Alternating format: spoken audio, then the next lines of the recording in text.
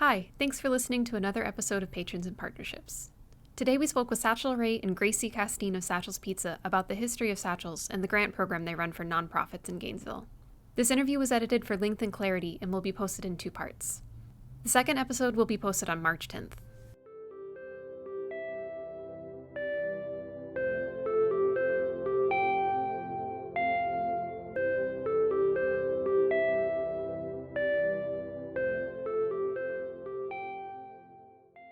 Hi, thanks for being here with us today. Could you introduce yourselves? I'm Gracy Castine. I'm Satchel Raye. We're with Satchel's Pizza. We work at Satchel's. You're the founder, right? Yeah. The CEO, basically. The CEO of But Satchel's. I don't really call it that, but yeah. The owner. Yeah, you're the owner. Yeah. So everyone in town knows Satchel's, or at least has seen the bumper stickers around. I can't count how many I've seen in my time in Gainesville. But could you give us a quick history of the restaurant? Oh, my gosh. How Hard do you question. do that? History of the whole restaurant. What inspired you? Why did you want to make pizza? I started working at McDonald's at 16. I got my first job the day I turned 16 down the street. And after about 8 months at McDonald's, this new restaurant, Italian restaurant, was opening across the street. And so I left McDonald's to work there. And I really liked the restaurant business, especially when it was a small mom and pop shop like that. And I got to making pizza and always loved making pizza. So even after high school, I came to UF. I just making pizza was something I always enjoyed, and ended up dropping out of school because I wanted to just be an artist. So making art was something that I enjoyed, but making pizza was how I make money. So ended up opening Satchel's in 2003. It was a small investment. It was a little place on the outside of town, and here we are 18 years later. Now we have somebody Gracy, who does all of our donations and all of our catering requests. You're the general office manager. You do all the paperwork. There's a couple of us. Yeah, so I handle the donation request, and I think it really started with you have ATM machines, right? Because that's a good question. The grant process started before I came on board. Mm-hmm. Yeah, so I think what happened is that the grant process of giving away 2 $500 grants every quarter started as a way just to give back to the community. Like if you have a project, we have these grants. Later that turned into 3 grants per quarter, which is what we do now. And then the ATMs brought a whole nother level of donations. So the $1,500 was just like a quarter was like, oh, we're going to pick some just at Satchel's. And then that was just money that people gave us, the ATMs. And then we had money left over at the end of the year, and we had a third, and then we started a third grant. But also the catering is like another thing that we didn't start right away. I mean, we could do catering, people want pizza, but like turning it into a thing where it's like, oh, let's do catering, where you tell us how many people, we'll come up with a menu, we'll find out if you have dietary needs. It's another job that takes a lot of emails for catering. So a lot of times I'll be there early in the morning, and then Gracie's there doing her thing, and then it's like lunch and she's still there. And I'm like, how can she still be there? But like, there's so much to do up in the office because we have, instead of having a 40 or 50 hour week office person, we have 2 people split the job. Mm-hmm. And so she can come in and then usually leave by lunch, I would guess. But sometimes she's there way later, running errands and picking up things we need for the office. And there's just, it's a big operation. There's a lot to do. So, but anyway, so the restaurant's just evolved from its humble beginnings of like, the rent was $750 a month, and we had a couple employees, and now, there's over 40 employees, and it's really busy, and we have second location, and we have 3 grants. We do caterings regularly, and so it's turned into a lot more, of a big deal. Like when we started, our first T-shirt said "Keep it simple." That was the whole idea, just pizza and salad. Keep it simple, and now we need a new one. It's like It's gotten a little make it complicated. Like it's gotten complicated, right? Yeah. So, but it's fine. We all like our jobs. I feel like everybody likes, the environment and stuff. Yeah, and I mean, you can't complain about success. Yeah, no. When did you notice that Satchel's was sort of developing a cult following in Gainesville? Because I Well, feel I like it don't know. does. Like, it's hard to put that into like a perspective because when you're in there working, you're just getting busier, and you don't really see any of that. You just know there's more people. I mean, we were open for 3 months when an article came out in the Gainesville Sun back when everybody got the actual People read the paper, paper. and then there's a Yeah. color picture, which was a big deal on the front of the lifestyle section or whatever local section of me spinning a pizza, and then we got really, really busy. And so all on my side is, we're getting busier. We have to hire more people. We have to train more people. And you're just always getting busier. And really that happened for the first 5 years. It just kept growing and growing till it kind of, I guess after about 5 years, you're like, this is stupid. Like there's 2-hour waits and, we don't have enough space in the kitchen. We don't have enough space for the dough. Like it had gotten, a little bit out of control, but Can only cook so many pizzas at once. Yeah. yeah. Have you always been in that same building on 23rd? Yeah. You did? Did you ever have to expand it? Well, we had a fire in 2012, and so when we had to rebuild the kitchen, and it got a little bigger, and we were able to build it in a way that was, we had been open for 9 years. Let's see, 03 to 12. So we knew how to make the kitchen more efficient. So that actually was a blessing in disguise. I mean, I never would have thought of it that way at the time. Your building's burned down and all this, but we ended up getting a much better design in the kitchen. And so that helped a lot. And then 5 years later, we had a fire at Lightning Salvage, our gift shop, and that place burned to the ground. And, it was a whole year we were closed, and it was awful. I don't know if I couldn't say that was a blessing in disguise. I mean, I love the new building, but there was nothing wrong with the old building. Yeah. And so that's gotten a lot bigger. It's given us offices where now she has her own office. Before, she was in the office next to the server station where people are clocking in and out. Servers are in there taking a break and having chips. I mean, gosh, can you remember? I can't remember. And Yeah. then you were sharing that office with somebody else, which it's not an office. It's a wine storage. It's a snack break room. So when we built the new building, they got an office, and they're not always there at the same time even. They kind of share the office, have their own desk and computer. But that expansion was really helpful because we got a whole room for storage and a place for lockers for the employees and an employee break room with a couch. I mean, we don't have a ping pong table yet, but It's on the way. I mean, it sounds like both renovations, even though they weren't really planned renovations, did work out for you. when you have something like that happen, you have to decide, like what's the direction to go here, and how can we get the best out of this situation? Because it's a bad situation, and we need to make the best of it. And so there's a lot of ways to go. I mean, when the bar burned down, to rebuild that bar the way I wanted to build it out of block with a 2-story and offices and a big stage and sound system, I could have probably opened 2 other restaurants. And that little bar on a Tuesday, Wednesday, Thursday night, there's a band playing or a guy playing and there's 3 people watching them, and you're like, it's a free concert hall we've created.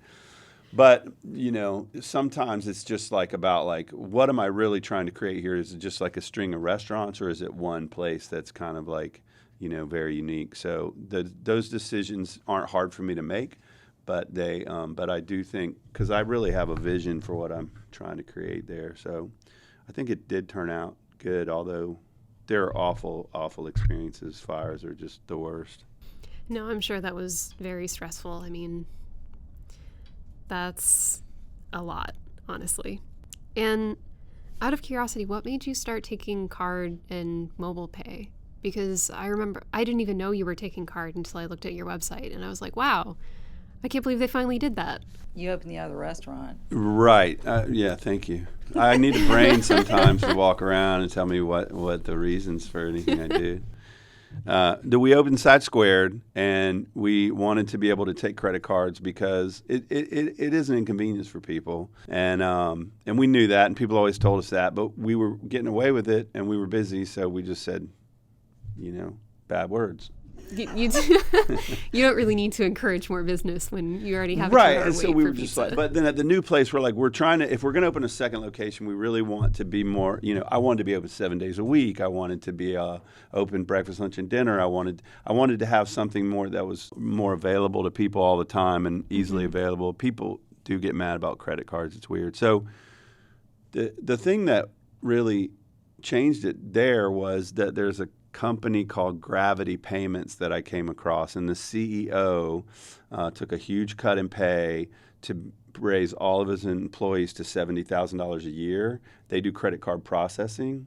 And so we would get calls from credit card processors all the time. They want to get your 2%, 3%, 4%, whatever they're going to get.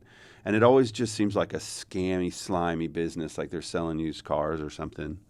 And so this guy said, he had people making $35,000 a year, 40 all the way up. And so he put everybody to 70, and then he took a pay cut. And then his business was thriving from that move, because we all want to support businesses that support their employees. And, so that gave me a little window into let's try the processing with them. Well, the service was great because the employees are happy, and they were easily helped us get set up, and they gave us good rates that were comparable to anybody else. So you feel like you're giving your money to at least a better company. And that's what I think helped inspire people with Satchel's. Like, oh, we like giving our money to this company because of, we try to give good wages and things like that. So that, and then we decided that rounding up for charity would be a way to raise money like we did with the ATMs. I mean, the thing about the ATMs, it was always a way to raise money for charity. Using the fees. I was going to ask about that. You use the fees. So we for bought the the ATMs, and then we charge $1.50, and all the $1.50 goes to charity. Okay. So, but we have to fill the ATMs and fix the ATMs, and that's a whole nother business we got into, is ATM business. I mean, you know how to do. You could go break into an ATM anywhere in town if you want. Yeah, anyone. If you had all the big set of keys and the combinations. So the ATMs made money, and that's why we didn't change it. And then it wasn't so much like, oh, I'm afraid to pay like Visa and MasterCard fees. I don't want to pay the fees if I have to. But at least if the fees are going to a company that's paying their employees well, and at least if we're able to round up and still make money for charity, then I can say, well, this is a business expense. It's also going to encourage some growth to the business potentially, especially around Christmas when people are buying gifts in our gift shop. So then when it worked out over there, we just moved it over to Satchel's.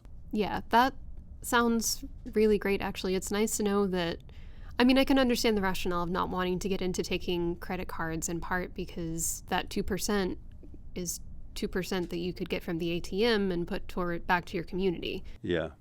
Why did Satchel start the grant program? Because Gracie started working there, right? No, it started before me. The office manager, Teresa, who opened Vine, which is why she's not there anymore, she started it, didn't she? Like, she kind of encouraged you. Y'all worked together to get it in place. Yeah, well, it was like I was saying before. It was just like, oh, we're doing really well. Let's give back to the community. We'll do how do we want to do it? And then we my wife and Teresa, we decided we'd do grants, because then you can have people give you something to look at, and you can decide who to fund, Like, it's hard how do you give away money? Do you just walk around like throwing dollar bills, or, like, there's a lot of ways to do it. It's been a process, though, because when I started in 2014, there was a blog. There still is a blog, but nobody really reads the blog. But see, the blog is important to me because I want the blog to be track. the place where all the people are getting their money, right? Like the transparency factor. Like, if you want to know, are you really giving away this money? You get the TMZ Gainesville coming in, and they want to find out what's really going on. Are they really giving to charity? That's a place where it's archived. Who gets what money and how much they got. And then anybody's welcome to go to them and get that confirmation. It's not like we're trying to prove anything, but It is nice to be transparent. That's what the blog is about. I mean, in a blog, if she wanted to, you could just write about how, all these organizations. But what we try to do is just explain the organization, right? I mean. But when I started in 14, we'd post stuff on Facebook and encourage people to apply. Oh, right. But now right. we can't do that as much anymore because the algorithms have messed with you where no one sees that anymore. Right, right. So I've been. You reach out to them. Sometimes I'm emailing organizations urging them to apply because people just don't know about it enough, or they're afraid the application process is super complicated. I think that you would have to have a position in your organization that you're applying for grants, and then you have to know what all grants are out there, and we have rules about you can only get them once a year or whatever. And so if and there's only so many organizations in Gainesville. Right. So we end up giving to the same organizations a lot. But there is a process there, and they need a project. We try to say you can't just say it's just for your general funds. Like, what's the project you're doing? So they have to have a project and a mission, but it's just grown from there. And I mean, there's some way we could figure out the total monies that have been given out over the years. But it's hundreds of thousands of dollars, I would think, at this point. And some of it's community money and some of it's our money. Those organizations, they need funding, and where else are they going to get it if not from your local community and other businesses that are doing well? Do you ever not have enough applicants? Yeah. Sometimes. Yeah, sometimes. Well, I hope we'll be able to get the word out. Thank you. Well, and if you go to our website, satchelspizza.com, and you scroll down, it'll say grants, and that tells you email Gracie. And here's the application process. We try to make the application as simple as possible. But last time, did we have 2? Yes. Okay, so what happens is we do 3 $500 grants, but sometimes we'll give one $1,500 grant. Could you tell us a little bit more about the grants? There's 3 levels. What is each level intended for? So there's Satch Cares, which is the quarterly grant. And that's 3 $500 grants. Right. And that's the first one we started. And we didn't have a name. It was just a Satch grant. It was just, we're doing these 3 grants. But then with the ATMs, it changed things because we had all this money. And it was so much money from the ATMs that we said, well, let's give half of it to this monthly grant. And the other half we'll save up till the end of the year for this big grant. So now all of a sudden we have 3 grants. So we've kind of kept that same system, model. And we, my thing is branding. So we had Satch Cares, Satch Cash, Satch Capital. I need to get back to the branding table on this because now we have Satch Cares, which is the money we give away quarterly. And then we have the RUFC, and that's Roundup for Charity, which is bi-monthly. And this is the first year you've done that. So right now it's Grace Marketplace. And for 2 months, they get all the Roundup for Charity money, which you said averages It averages $2,800. around, $2,500 Right. for 2 months. Okay. And so that's everybody rounding up, sometimes like 2 pennies, and they get the Roundup for Charity money. So at the end of the year, we're going to take the ATM money that we made for the year, and maybe it'll be $5,000, and we can look at some $5,000 capital, bigger grants. We can put a call out like, hey, we have this money to give away, and you can apply.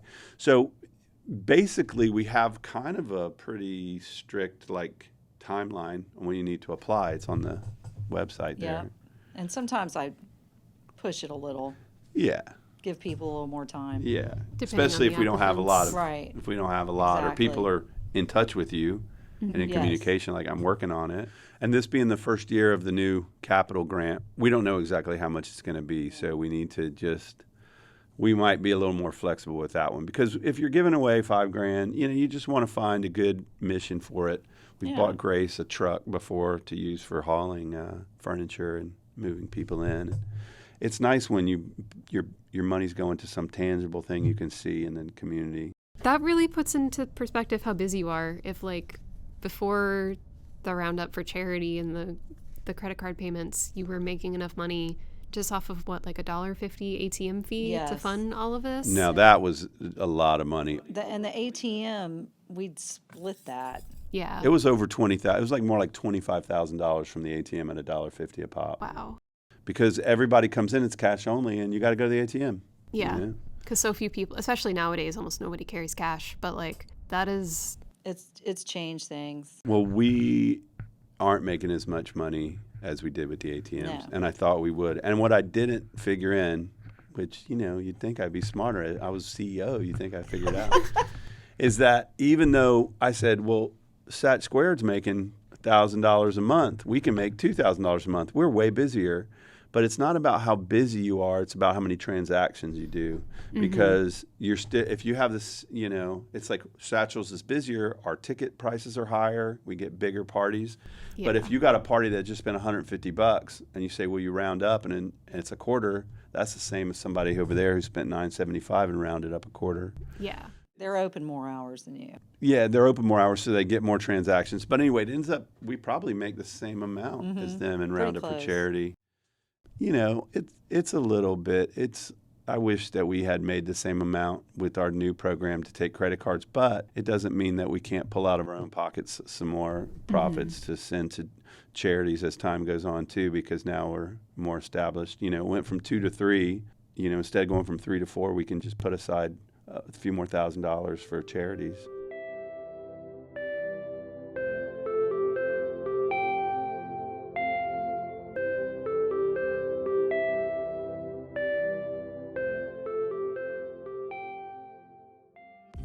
Thanks for listening to Patrons and Partnerships. Again, the second half of this interview will be posted on March 10th.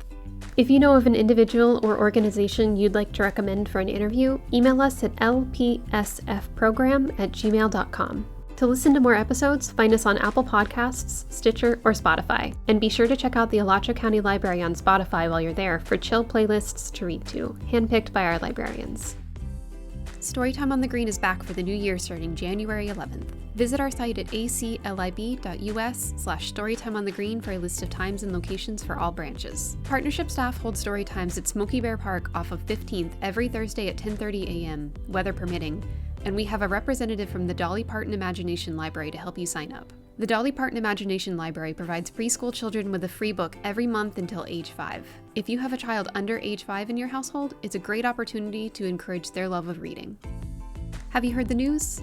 Your library card now grants you access to Hoopla, a music and video streaming service with thousands of albums, comics, and movies you can enjoy on any device with the Hoopla app. There's no need to place a hold. All of the content is available on demand at any time. To check it out, go to aclib.us/Hoopla. Looking for a way to encourage your child's love of science and technology? Then place a hold on one of ACLD's STEM kits, courtesy of the Rotary Club of Gainesville. Each kit includes hands-on educational exploration of a STEM topic, with an interactive toy, book, and DVD on topics ranging from electricity to physics. Check out the full listing of kits at aclib.us/STEMkits.